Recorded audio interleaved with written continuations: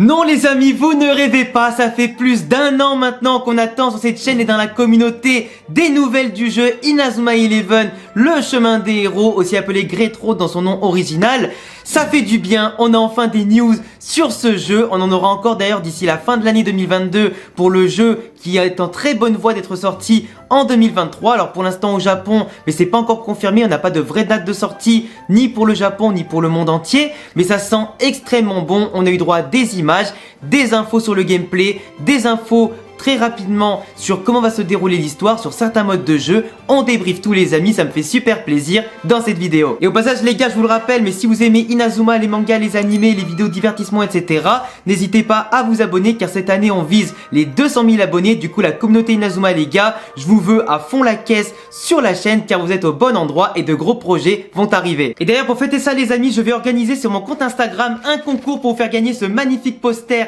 d'Axel Blaze. Du coup si jamais ça vous intéresse, venez me follow sur mon compte Instagram qui s'affiche ici et dans la description. Je ferai le post je pense d'ici ce week-end ou pourquoi pas la semaine prochaine. Dans tous les cas le concours sera en ligne et croyez-moi je vais vous en faire un bon petit paquet sur Inazuma, les mangas et les animés. En plus je propose toute mon actualité et même des vidéos exclusives sur Instagram. Du coup n'hésitez pas à me follow là-bas pour participer, me parler en dehors des vidéos et être au courant de toute mon actualité. Alors déjà les amis, grosse information, le jeu change de nom pour s'appeler non plus Great Road, le chemin des héros, mais va s'appeler Victory Road. Du coup donc la route vers la victoire entre guillemets des héros, ce qui est du coup donné en japonais Eiyu Tachi no Victory Road, ce qui est apparemment du coup d'après Akihiro Ino la façon de dire que de base les personnages que l'on contrôle du coup par rapport au manager etc qui sera le personnage principal, on n'aura pas forcément des héros de base mais des personnages justement qui vont amener à grandir. Et c'est pour ça que autant dans le logo du jeu que par moment on verra beaucoup de références à tout ce qui va être les nuages, la brume etc. En fait Akihiro Ino et l'équipe de Level 5 ont créé une sorte de petite métaphore avec des personnages qui auront la tête dans les nuages, qui seront un petit peu en proie aux doutes liés au football, liés à leur passion, liés forcément à leurs conditions de jeunes et qui savent pas forcément où aller, et de l'autre côté qui vont pouvoir grandir petit à petit pour devenir de magnifiques éclairs Inazuma, pour en tout cas être libéré, grandir et devenir plus fort. Et honnêtement, autant la métaphore dans le logo que dans l'aspect nuage, éclair et le nom, bah forcément je trouve ça hyper poétique et hyper intéressant. On aura du coup une nouvelle histoire originale cette fois-ci, avec bien sûr pas de temporalité qui va mélanger tous les personnages comme vous pouvez le penser de base, mais une toute nouvelle histoire originale basée bien sûr sur le personnage principal Sasanami Unmei qu'on avait déjà présenté dans d'autres vidéos par le passé, qui pour rappel est un manager qui ne peut pas jouer au football mais qui aime énormément ce sport et qui va vouloir créer la meilleure équipe possible pour aller le plus loin possible et gagner forcément tous les matchs et les tournois. Et forcément aujourd'hui on va suivre non pas l'histoire du collège Raymond comme d'habitude ou d'autres écoles qu'on peut connaître, mais celle en tout cas d'une école qui se base à Nagasaki, qui va s'appeler l'école Kyushu. On pourra suivre ce manager dans son périple dans le monde du football. Du coup l'histoire sera originale dans un tout nouveau collège avec bien sûr des nouveaux personnages que l'on pourra rencontrer, des managers adverses, des joueurs totalement inédits, des randoms aussi un petit peu partout qui viendront agrémenter l'histoire d'un peu de piment et d'émotion. Mais pour rencontrer les personnages forcément des différentes saisons, des différents jeux que l'on a pu rencontrer tout au long de notre enfance, adolescence, etc. dans les différentes saisons et tout ça, on aura accès à un mode Chronicle du coup qui nous permettra d'affronter les meilleures équipes, d'affronter les meilleurs joueurs toutes saisons confondues, d'en rencontrer certains, de faire ami avec eux. Et apparemment Akihiro Ino a bien déclaré dans le gameplay globalement que le système de recrutement sera le plus long et le plus difficile, en tout cas tout jeu et saison confondues, ce qui nous amène forcément à un jeu qui sera assez travaillé, où il faudra remplir beaucoup de conditions pour recruter les meilleurs joueurs, ce qui va prendre en tout cas beaucoup de temps et nous faire profiter un maximum du jeu et de son gameplay, la profondeur un petit peu de tout ça, pour créer la véritable meilleure équipe selon nos propres avis. Histoire bien sûr de pas débloquer les meilleurs joueurs trop rapidement et après être lassé et laisser le recrutement de côté en fait. Du coup je trouve ça très malin pour allonger la durée de vie, ajouter du challenge et surtout pas mal d'objectifs. Du coup voilà, comme je le disais, le mode Chronicle servira principalement à rencontrer et recruter les personnages,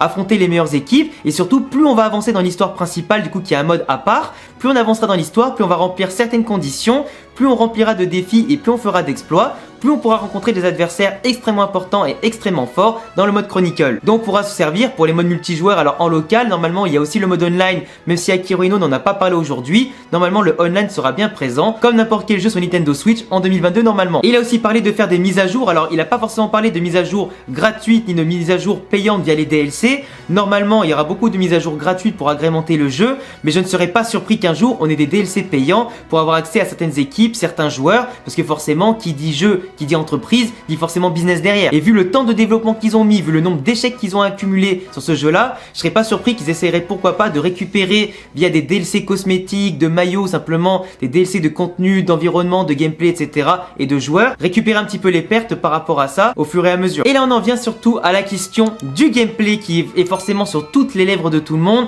Depuis pas mal de temps, vous savez, Level 5 a eu beaucoup d'échecs, comme j'ai dit juste avant, a recommencé plusieurs fois le jeu avec différentes équipes, car ils ne savaient pas au niveau déjà de base des graphismes et aussi surtout de comment jouer à Inazuma Eleven en 2022 sur Switch, comment adapter le gameplay de la DS et de la 3DS avec le stylet, l'écran tactile, etc. sur une console qui se veut mi-portable, sur grand écran. Après le jeu apparemment il est aussi développé normalement sur PS4. Là pour le coup les images qu'on a viennent exclusivement de la version Nintendo Switch. Donc est-ce que la version PS4 a été abandonnée? Ça on ne le sait pas encore. Les versions mobiles on n'en a pas parlé donc on ne sait pas non plus. Mais pour le coup toute la Nintendo Switch aujourd'hui entre l'hybride et l'écran télé, et ben la réponse a été donnée. On pourra jouer autant en version jeu de foot classique comme à la PES ou FIFA avec la manette, mais aussi avec l'écran tactile directement de la Switch en version verticale pour mettre son doigt dessus, jouer de manière intuitive et surtout jouer comme un petit peu à l'époque. Parce qu'en fait ils ont déclaré que si on jouait uniquement avec la manette un petit peu comme sur les Strikers, bah ça aurait peut-être frustré certains joueurs de l'époque qui jouent uniquement avec l'écran tactile et qui préféraient jouer comme ça de manière intuitive sans forcément devoir tryharder un petit peu comme sur FIFA, PES pour enchaîner les dribbles, enchaîner tout ça, et forcément ils voulaient pas frustrer un public tout comme l'autre. Du coup on aura la possibilité quand on veut dans la partie de soit jouer en mode manette, soit en mode écran tactile avec la Switch directement en mode portable, et on peut même changer de gameplay pendant la partie. Après il a même parlé qu'apparemment il y aurait peut-être un stylet qui serait mis en vente avec le jeu sur la Switch,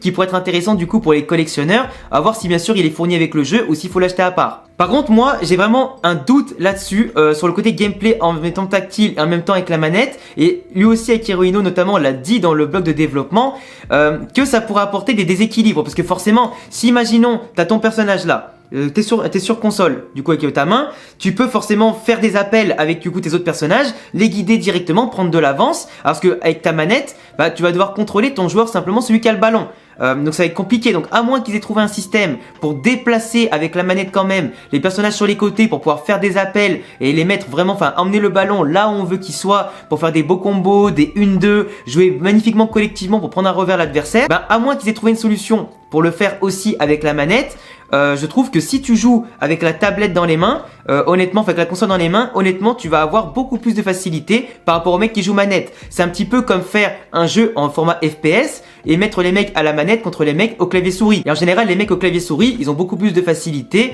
de sensibilité et de précision par rapport à ceux qui vont viser avec les joysticks. Du coup, à voir comment ça va se passer. Apparemment, ils vont mettre en place un système d'équilibrage et surtout essayer de tester un petit peu les gameplays de part et d'autre pour éviter toute injustice pendant les matchs online ou simplement au local, peu importe comment tu joues. Parce qu'en plus il a assuré que le gameplay sera le plus stratégique qui n'a jamais existé, sera le plus intense qui n'a jamais existé, mais aussi le plus amusant qui n'a jamais existé, tout jeu confondu Inazuma. Du coup voilà, en tout cas c'était à peu près tout pour les news, parce qu'après forcément c'est des petits messages pour dire désolé pour l'attente, qu'on est enfin de retour, qu'il y a enfin bien sûr des avancées sur le jeu, que c'est encourageant pour le public japonais mais aussi pour le public mondial et globalement tous les fans d'Inazuma. Et forcément donc non seulement il s'est excusé, mais de l'autre côté il a promis que d'ici fin 2022 il y aurait encore des news. Pour l'instant il n'a pas pu parler vraiment de quel serait le scénario de l'histoire principale, il garde ça pour la prochaine fois où le blog de développement d'Inazuma sera mis à jour, mais pour le coup on peut vraiment avoir beaucoup d'espoir parce que cette fois-ci le gameplay a avancé, il y a du coup eu des prises de vue, t'as des façons aussi de jouer qui ont été testées, qui ont été mises en place, qui ont été annoncées, t'as aussi du coup des captures d'écran qui sont magnifiques, comme on voit le graphisme,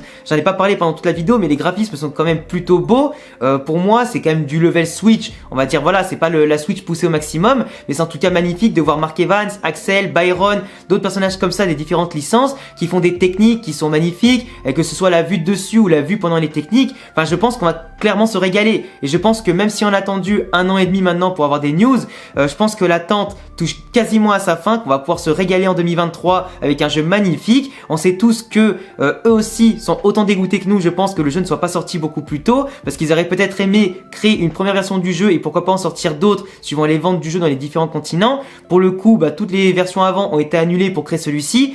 plusieurs changements de nom, plusieurs changements dans le gameplay, etc. Peut-être enfin pour le meilleur, mais surtout pour satisfaire toute la communauté Inazuma. Donc j'ai hâte de la prochaine mise à jour pour en savoir plus sur les personnages principaux, sur les rivaux du personnage principal qui sont rapidement montrés dans les images, mais on ne sait absolument rien, ni leur nom, ni leurs écoles, ni vraiment quelles seront leurs fonctions. J'ai hâte de voir les nouveaux personnages originaux en tant que joueur aussi, voir un petit peu les environnements, si on pourra bien sûr tout explorer comme c'était montré à l'époque dans les premiers trailers. Hâte de voir les nouvelles techniques aussi qui seront originales, voir ce fameux système de recrutement dans le mode Chronicle et voir en tout cas tout ce que ce jeu peut nous apporter, autant en offline au mode histoire, mode Chronicle, mais aussi en online, dans les différents tournois, matchs amicaux, etc. Et j'ai trop hâte aussi surtout de vous affronter, que ce soit ici ou sur Twitch directement en stream. D'ailleurs, n'hésitez pas à me follow sur Twitch car il y a des streams extrêmement souvent. Et puis voilà, j'espère en tout cas que on pourra tous se la régaler bientôt en live et aussi notamment en vidéo. Dites-moi tout ce que vous en pensez les amis en tout cas de ces news dans les commentaires. Je vous mets dans la description le lien vers le site, même s'il est en japonais. Normalement, Inazuma Frontier sur leur site devrait mettre un article totalement détaillé et traduit de tout ça. Si jamais j'ai oublié des infos, je les mettrai en commentaire épinglé, il n'y a pas de souci pour compléter. Mais sinon en tout cas les amis, je compte sur vous pour vous abonner, cocher la cloche et liker la vidéo. Le contenu Inazuma va revenir en balle, tout comme le contenu manga, animé, divertissement qui continue mais sur son côté. Je vous laisse me follow sur Instagram et Twitter pour être au courant de mon actualité, des news sur le jeu et pourquoi pas savoir quand est-ce que je stream et sors une vidéo Inazuma, manga, animé, etc. Et à bientôt les amis pour de prochaines vidéos. Ciao ciao.